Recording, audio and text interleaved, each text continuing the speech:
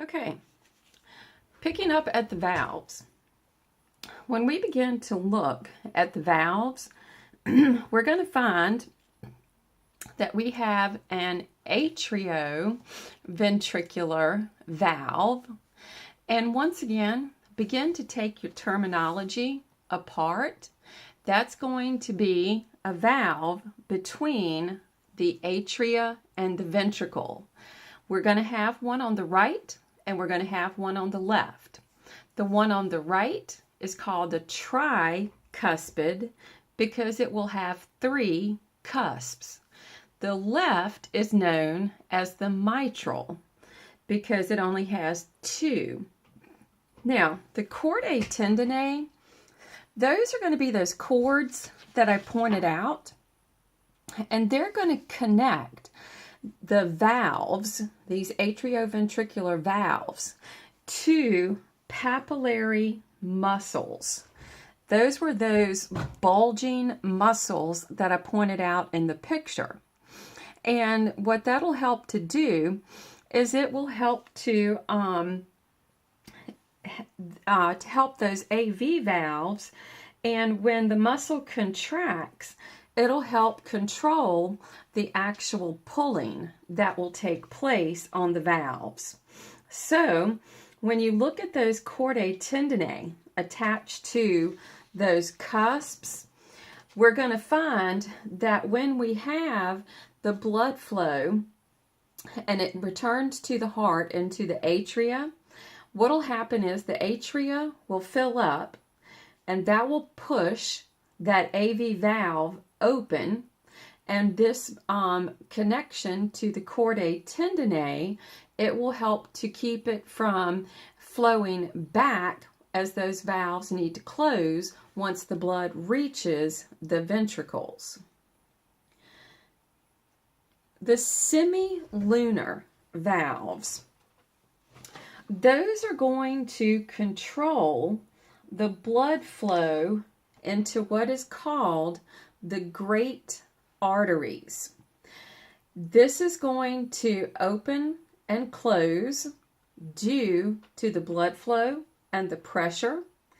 We're going to find that we have one of these valves opening onto what's called the pulmonary trunk. And that one is served by the blood flow from the right ventricle. The aortic semilunar valve, this one is going into the aorta, and it's served by the left side of the heart.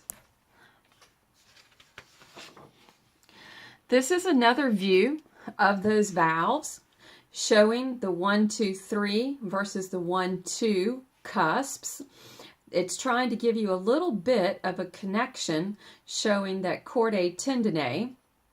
We're getting a view of the semilunar and the pulmonary and the aortic, and they're trying to keep things blue and red so that you can get a better understanding, because usually we represent arteries with red and veins with blue.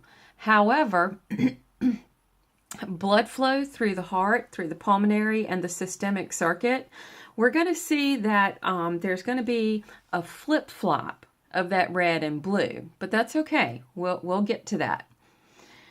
So as we talk about the blood flow through the chambers, when the blood is flowing into the heart, one of the things that will happen, the ventricle of the heart, or the ventricles, they will relax. When they relax, the pressure drops. This is going to allow those valves, the semilunars, to close. And it will allow atrioventricular to open, because the blood needs to flow from the atria to the ventricles before it can be pushed through the semilunar valves. When the ventricles contract, the atrioventricular valves close. And this is to help stop the backflow of blood up into the atria. So the pressure is going to rise in the ventricles, and the semilunars are going to open. So we'll have the aortic and the semilunar open, and when the heart beats, when the heart contracts, it'll push the blood flow through those circuits. This is showing a good representation of the blood flow. Now let's just follow the numbers and follow what we're saying over here, because one of the things that I keep saying, blood returns to the atria before it makes its way to the ventricles and out of the aorta and the pulmonary trunk. So if we look at number one, number one, blood will enter the atrium. When we have this situation take place, the blood needs to go from the atria to the ventricles. Now this is as it happens on the right side of the heart, it will be happening on the left side of the heart also. So the blood will pass into the ventricles by way of the AV valve. When we have contraction, and since they're following the right side of the heart, this is going to be our pulmonary circuit. So when the blood flows from the atria into the ventricle, it's going to next flow into the pulmonary semilunar valve, and it will move into what's known as the pulmonary trunk. Now, the blood is not under great pressure because what it needs to do, note that we've got one in this direction, one in this direction. That blood needs to be routed to the lungs so that in the lungs we can unload carbon dioxide and we can pick up oxygen. Once it has made its circuit in through the lungs, we're going to then see these pulmonary veins. Now remember, I said the colors would be reversed. When we think of an artery, look at this great pulmonary artery right here.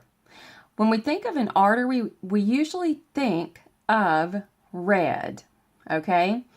But at this point, the blood has not made its way, so it's the blue. And it makes its way to the lungs, and then it returns to the left atria of the heart. So this time, anytime blood returns to the heart, it makes its way back by veins. In this case, since we've done the pulmonary circuit, these veins are now red because the blood is now oxygenated. So it's a flip-flop when we look at the pulmonary circuit. So we get the blood, oxygenated blood, return back to the left atria. We're going to have it go from the left atria into the left ventricle. We're going to have it go by way of that atrioventricular valve. When the heart contracts, okay, it's going to force the aortic semilunar valves open, and it's going to push, it's going to push that blood into the aorta, and then it will begin to move up into the head and the neck so that we can feed the upper body.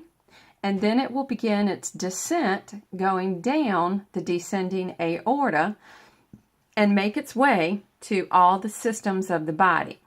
Once it's made its way to all the systems of the body, and we go at the capillary beds, go from an artery to meeting a vein, eventually it all comes back to this inferior vena cava, which empties into the right atria, and we start the process all over again. So study this picture, follow those numbers, and note this blood flow. And this is the blood flow through those chambers. And this is going to give the blood flow to the pulmonary circuit and the systemic circuit. Now, the heart itself, when we look at the heart is a muscle. It's an organ. It is the pump, okay?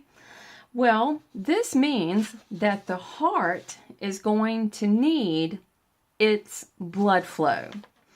So when we look at the structure of the heart, what we're going to see is that there is a blood flow that is specific to the heart. And this is termed the coronary circulation. The coronary circulation is the blood flow that is going to be supplied to the heart itself when the heart beats. So the coronary circulation, we need about 250 milliliters of blood per minute to be feeding these actual tissues of the heart. And the heart definitely needs a huge amount of oxygen and nutrients. So we call this the coronary circulation.